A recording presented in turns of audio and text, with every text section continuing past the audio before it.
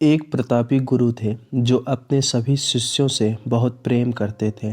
अपने शिष्यों के हर गुणों और कमियों के बारे में पता कर उन्हें भविष्य के लिए तैयार करते थे। उनका एक ही मात्र लक्ष्य था कि उनका हर एक शिष्य जीवन के हर पड़ाव पर हिम्मत से आगे बढ़े। उनके सभी शिष्यों में एक शिष्य था जो अत्यंत भोला था, स्वभाव का बड़ा ही कोमल और सरल विचारों वाला था, लेकिन वह बहुत ज़्यादा आलसी था। आलस के कारण ही उसे कुछ भी पाने का मन नहीं था। वो बिना कर्म के मिलने वाले फल में रुचि रखता था।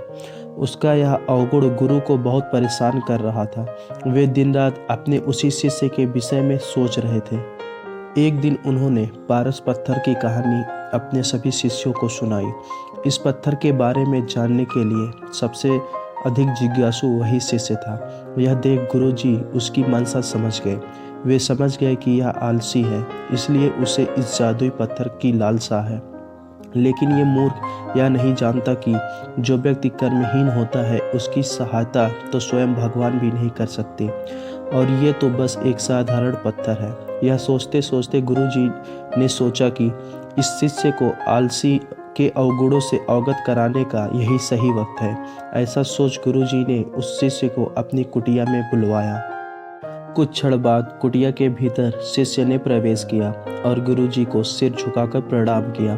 गुरु ने आशीर्वाद देते हुए कहा, बेटा, मैंने आज जिस पारस पत्थर की कहानी सुनाई वो पत्थर मेरे पास है और तुम मेरे प्रिय शिष्य हो, इसलिए मैं वो पत्थर सूर्य उदय से लेकर सूर्यास्त तक के लिए तुम्हें देना चाहता हूँ। तुम उससे जो करना चाहो कर सकते हो। तुम्हें जितना स्वर्ण चाहिए तुम इस पत्थर से इस दिए गए समय में बना सकते हो। यह सुनकर शिष्य की खुशी का ठिकाना न था। गुरुजी ने उसे प्रातः सूर्योदय होने पर पत्थर देने को कहा। रात भर वह इस पत्थर के बारे में सोचता रहा। दूसरे दिन शिष्य ने गुरुजी से पत्थर लिया और सोचने लगा कि कितना स्वर्ण मेरे जीवन के लिए काफ़ी होगा, और इसी चिंतन में उसने आधा दिन निकाल दिया। भोजन कर वो अपने कक्ष में आया।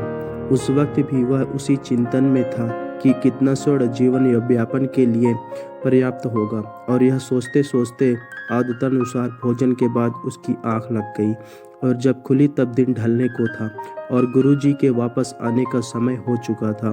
उसे फिर कुछ समझ नहीं आया।